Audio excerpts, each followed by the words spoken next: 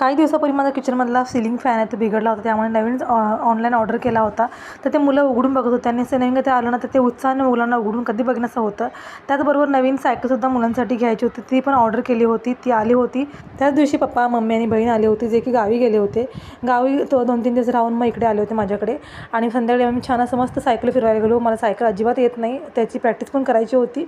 थोडी प्रॅक्टिस केली आणि मग घरी आलो. घरी आल्यावर नॉनव्हेज आणलं होतं, मग पप्पांनी, मम्मी आणि बहीण आली होती म्हणून जेवण म्हणलं. मम्मीने सांडग्याचं पीठ गावाकडून तयार करून आणले होतं, ते सांडगे पण घालायचे होते, ते पीठ मळून ठेवलं. त्यानंतर आम्ही जेवण केलं आणि जेवण केल्यानंतर मी भांडी घासेपर्यंत मम्मीने आमचे एवढे सांडगे घातले. आणि ती यामध्ये ना खूपच फास्ट आहे, आमचं एक ताट घालेपर्यंत 2-3 ताटं होऊन. दुसऱ्या दिवशी आम्हाला ज्योतिबाला जायचं होतं, कारण मम्मी, पप्पा आणि करिश्मा खूप वर्षानंतर ज्योतिबाला जाणार होते.